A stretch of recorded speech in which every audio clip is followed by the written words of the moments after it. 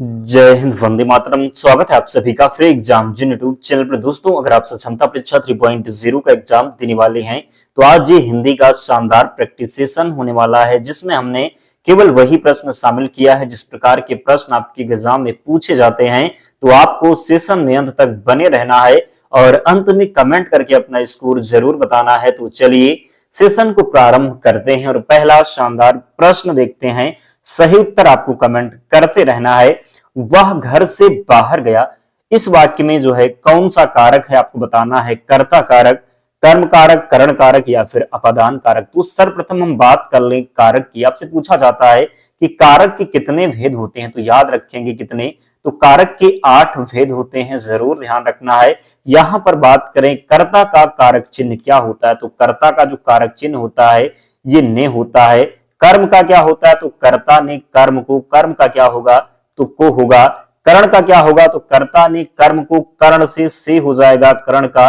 और अपादान का क्या होगा, तो अपादान का भी से होगा। लेकिन जो करण कारक है इसका जो से का अर्थ होता है के द्वारा होता है। क्या होता है, तो के द्वारा होता है, ध्यान रखना है। और बात करेंगे अपादान कारक का, तो से का अर्थ होता है अलगाव से। किसका अर्थ होता है, तो अपादान में जो से का अर्थ होता है ये अलगाव से होता है। तो यहां पर वह घर से बाहर गया, तो जब घर से बाहर चला गया तो वो घर से क्या हो गया, अलग हो गया। क्या हो गया, तो घर से अलग हो गया। तो ध्यान रखेंगे जब भी अलगाव होगा, जब भी से के अर्थ का जो अर्थ होगा से का वो अलगाव से होगा, तो वहां पर अपादान कारक हो जाएगा। क्या होगा, तो वह घर से बाहर गया, घर से अलग गया, तो क्या हो गया, अपादान कारक हो गया। तो याद रखेंगे कारक के कितने भेद होते, 8 भेद होते हैं। कर्ता ने कर्म को कर्ण से, अपादान से, संबंध काकी के, संबोधन हे अरे, अधिकरण में पर। तो सभी का कारक चिन्ह आपको याद रखना है। आप निश्चित ही प्रश्न को गलत नहीं करेंगे। दूसरा प्रश्न है, निम्नलिखित शब्दों में सदा स्त्रीलिंग वाला शब्द कौन सा है। पक्षी ये पुल्लिंग है,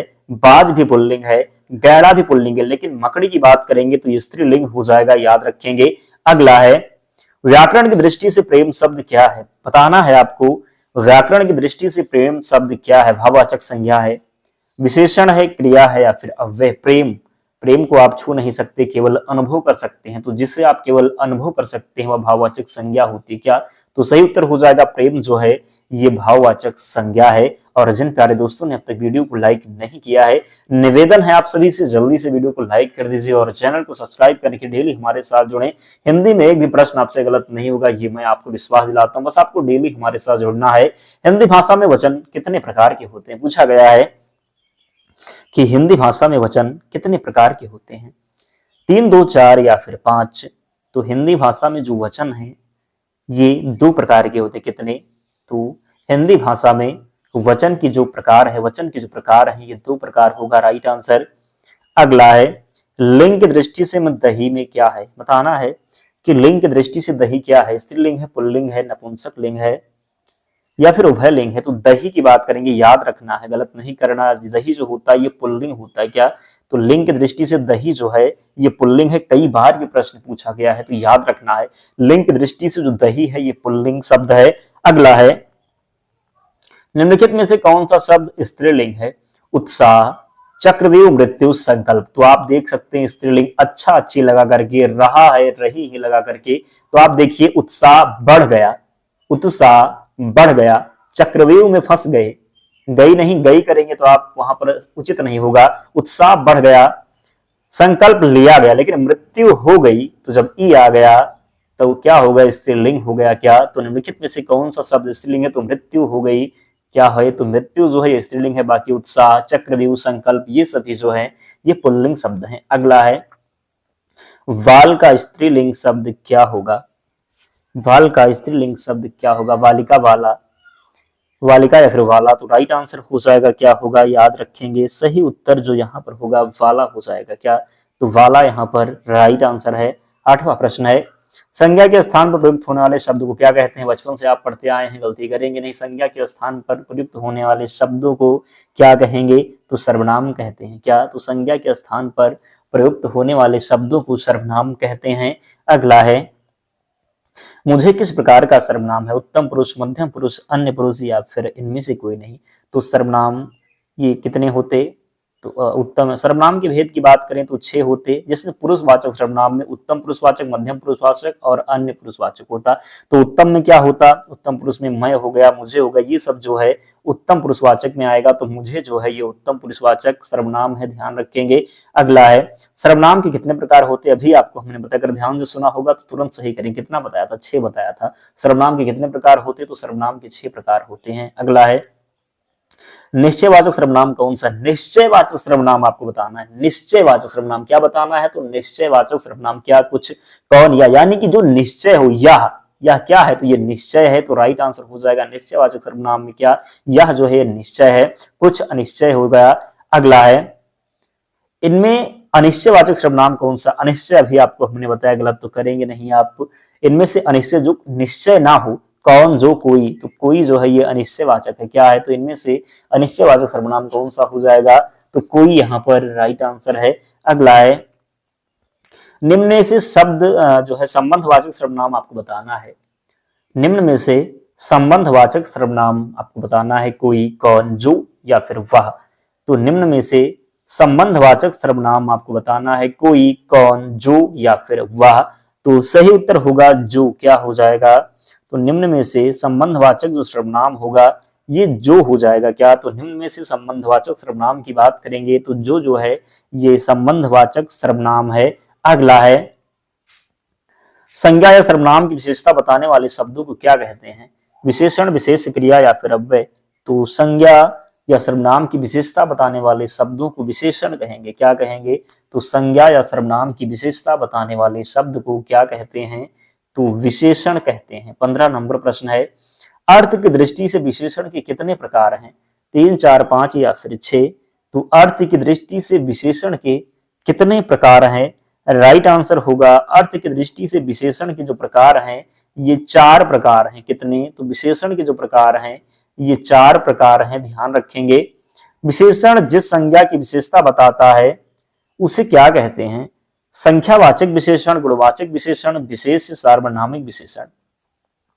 तो विशेषण जिस संज्ञा की विशेषता बताता है उसे क्या कहते हैं, तो उसे विशेष कहते हैं। किसकी विशेषता बताता है, तो विशेषण जिस संज्ञा की विशेषता बताता है उसे विशेष कहते हैं, ध्यान रखेंगे। अचूक विशेषण के साथ उपयुक्त संज्ञा बताइए, चोट, नेत्र, निशाना या फिर जवाब। तो क्या कहेंगे, अचूक निशाना, क्या होगा, तो अचूक निशाना। तो अचूक विशेषण के साथ उपयुक्त जो संज्ञा होगा ये निशाना हो जाएगा, याद रखेंगे। रूप के आधार पर विशेषण के कितने भेद हैं, रूप के आधार पर विशेषण के कितने भेद हैं, 2, 3, 4 या फिर 5। तो रूप के आधार पर विशेषण के जो भेद हैं ये 2 भेद हैं, कितने, तो रूप के आधार पर विशेषण के जो भेद हैं ये 2 भेद हैं। 19 नंबर प्रश्न है, रमेश की पुस्तक पुरानी है, इस वाक्य में पुस्तक शब्द क्या है, विशेष, विशेषण, क्रिया विशेषण या फिर सर्वनाम। तो रमेश की पुस्तक पुरानी है, तो जो पुस्तक यहाँ पर पूछा गया है तो पुस्तक जो हो जाएगा ये विशेष हो जाएगा, जिसकी विशेषता बताई जाए वो विशेष कहलाता है, जो विशेषता बताए उसे विशेषण कहते हैं। तो रमेश की पुस्तक पुरानी है, तो पुस्तक की विशेषता बता रहा है कि ये पुरानी है, तो पुस्तक जो है ये विशेष हो जाएगा। अगर यहाँ पर विशेषण पूछा जाता तो पुरानी हो जाता। अगला है अश्रेष्ठ उपासक में विशेष बताइए। हमने आपको बताया विशेष किसे कहते हैं, जिसकी विशेषता बताई जाए और जो विशेषता बताए उसे विशेषण कहते हैं। तो वह श्रेष्ठ उपासक है, विशेष इसमें क्या हो जाएगा, बताना है विशेष क्या होगा।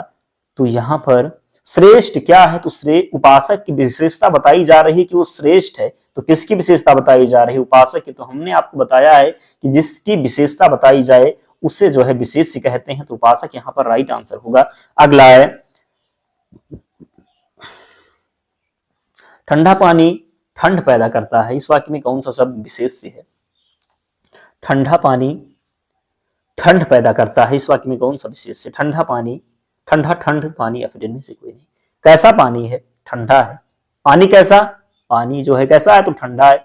पानी की विशेषता बताई जा रही है कि वो ठंडा है, तो हमने आपको बताया है कि जिसकी विशेषता बताई जाए उसे विशेष कहते हैं और जो विशेषता बताता है उसे विशेषण कहते हैं। तो पानी की विशेषता बताई जा रही है कि वह ठंडा है, तो पानी जो है यहाँ पर विशेष हो जाएगा और विशेषण की बात करेंगे तो ठंडा हो जाएगा। अगला है युद्ध देखकर अशोक का कठोर हृदय मोहन जैसा पिघल पड़ा, वाक्य में विशेष शब्द बताइए। युद्ध देखकर अशोक का कठोर हृदय मोहन जैसा पिघल पड़ा। वाक्य में विशेष शब्द बताइए। तो हृदय की बात कर रहा है यहाँ पर।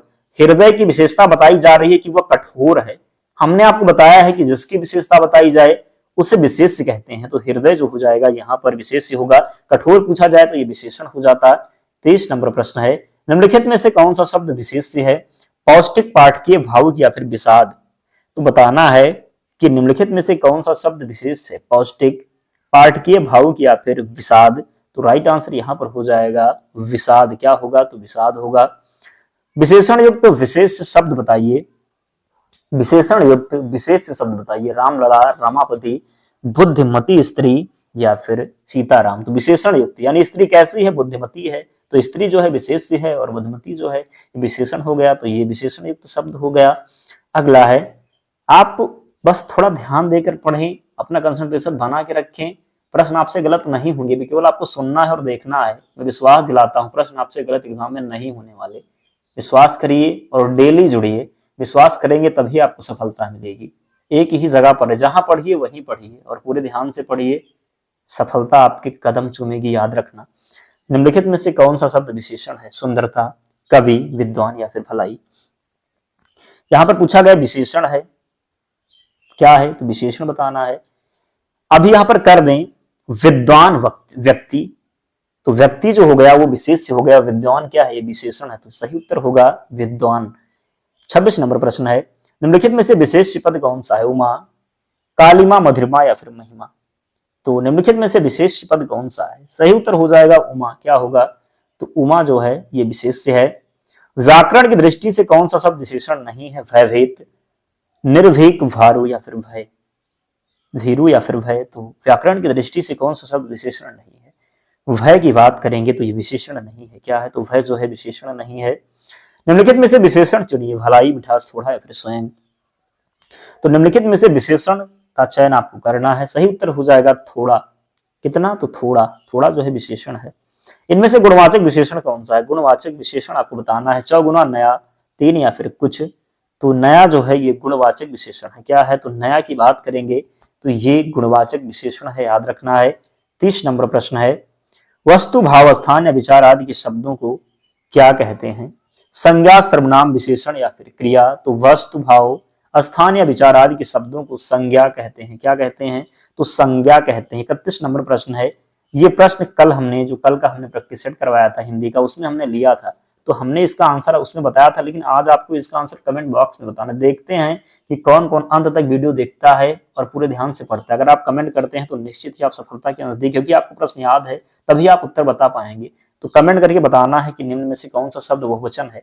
तो माता प्राण लड़का किताब दिया हुआ है, तो कमेंट बॉक्स में इसका आंसर जरूर बताना, हम देखेंगे। और आप लोग बताइए कि क्या रहा आपका स्कोर। 30 प्रश्नों में आप कितने प्रश्न सही कर पाए, कमेंट करके जरूर बताएं। और इसके पीडीएफ के लिए टेलीग्राम चैनल से जुड़ जाना, लिंक डिस्क्रिप्शन बॉक्स में है। या फिर आप टेलीग्राम पर जाएंगे, सर्च करेंगे फ्री एग्जाम जोन, चैनल मिलेगा, ज्वाइन हो जाना, वहां पर आपको पीडीएफ मिल जाएगी। तो मिलते हैं नेक्स्ट वीडियो में, तब तक पढ़ते रहिए, ध्यान रखिए अपना, स्वस्थ और सुरक्षित रहिए। जय हिंद।